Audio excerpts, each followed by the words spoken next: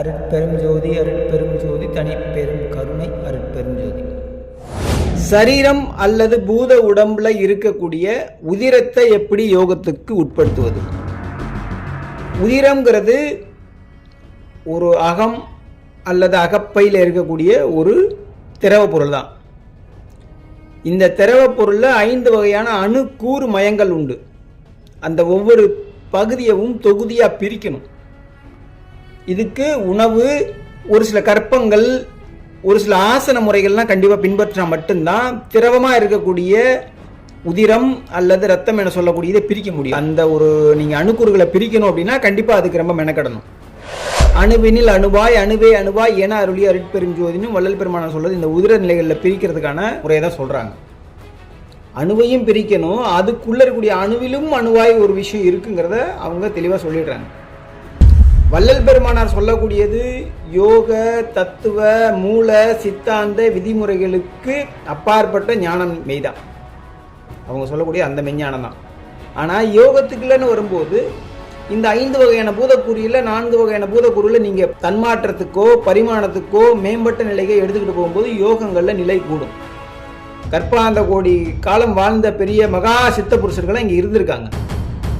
அவங்க என்ன செஞ்சாங்க அப்படின்னா, எண்ணெய், திரி, தீ, விளக்கு இப்படின்னு சொல்லக்கூடிய தத்துவத்தில் இருக்கக்கூடிய நிறை பொருட்கள்லாம் வச்சுக்கிட்டே தான் கடத்தினாங்க.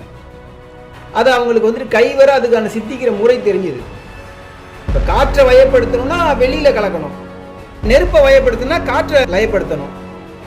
இல்லை எனக்கு நீரை தன்மாற்றம் பண்ண வைக்கணும், இல்லை வேற நிலைகள் தெரியணும்னா இந்த காற்றையும் நெருப்பையும் கையாள தெரிஞ்சவங்களுக்கு நீரை உருக்கி வேற ஒரு பொருளாக மாற்றுறதுங்கிறது ரொம்ப ஈஸி.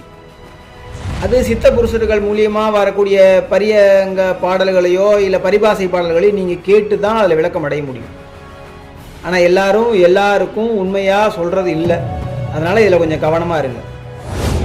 ஊனினை உருக்கி உள்ளுளை பெருக்கின்னு சொல்கிறதெல்லாம் அது வார்த்தை இல்லை. அது எல்லாமே வந்துட்டு செகண்ட் டைப் ஆஃப் ப்ராசஸ் தான். அது ஊனை உருக்குனா ஊன்னா சதை உருக்கிறதா, எலும்பு உருக்கிறதா, நரம்பு உருக்கிறதாங்கிற ஒரு கேள்வியே உண்டாகுது. அப்போ ஊன் என்பது எலும்பு தான். இந்த எலும்பில் இருக்கக்கூடிய எந்த எலும்பை உருக்கிறது, எந்த எலும்புக்கு அதிகமான அழுத்தத்தை கொடுக்குறதுங்கிறதெல்லாம் இங்கே வரையறுக்கப்பட்டிருக்கு.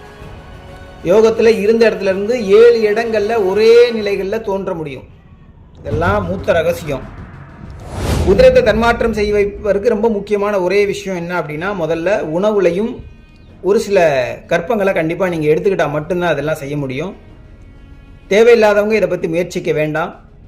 யோகத்திலேயே நல்ல யோக நிலை அமர்ந்து மூச்சை மேலே ஏற்றுவது அல்லது உஷ்ணத்தை இந்த பிரபஞ்சத்தில் கலக்கிறது. நீரை உருக்கணும்னு நினைக்கிறீங்கன்னா அதுக்கு அதிகமான பிரயத்தனம் தேவைப்படும். இல்லை நான் உடம்பே கரைக்கணும் சாமி அப்படி, அதுக்கு முறைகள் உண்டு. எல்லாத்துக்கும் இங்கே 2 விதமான நிலை உண்டு. இந்த 2 தான் எவ்வளோ வேலை செய்யும். அது மறைத்தல் அருளல் என்ன சொல்லக்கூடிய நிலை. யோகத்தில் நீரை உருக்கிறதுக்குன்னு மெனக்கட்டுதல் ஜாஸ்தி. குருமுகாந்திரமாக ஒரு நல்ல அனுபவத்தில் இருக்கக்கூடியவங்களோட கற்பங்களை முதல்ல கேட்டு பழகிக்கங்க. ஒரு 6 வருட காலமாவது நீங்கள் அவங்க கூட உட்காந்து அந்த மூலிகை சார்ந்த கற்பங்கள், இன்னும் இருக்கக்கூடிய ஔஷதங்கள்லாம் நீங்கள் தெரிஞ்சுக்கணும். உடம்பை உருக்கிறதுக்கு பிஜிஎம்மை பயன்படுத்தலாம், மந்திர முறைகளை பயன்படுத்தலாம், அக்ஷர முறைகள் பயன்படுத்தலாம், ஆசார முறைகள் பயன்படுத்தலாம். அசர வித்தையெல்லாம் இன்னும் உங்களுக்கு தெரிஞ்சுக்கணும்னா அதுக்கெல்லாம் நீங்கள் நல்ல நிலை தேர்ந்த மகான்களோட அனுகிரகத்தை கண்டிப்பாக வாங்கியிருக்கணும். ஒவ்வொரு திதி தேவதையின் யோகத்தை வச்சு தான் உங்களுக்கு யோகங்கள் கூடுங்கிற ரகசியத்தையும் நான் சொல்லியிருக்கேன். கவனமாக கேட்டு பயனடைங்க. இயற்கை உண்மை இரக்கம் நன்றி.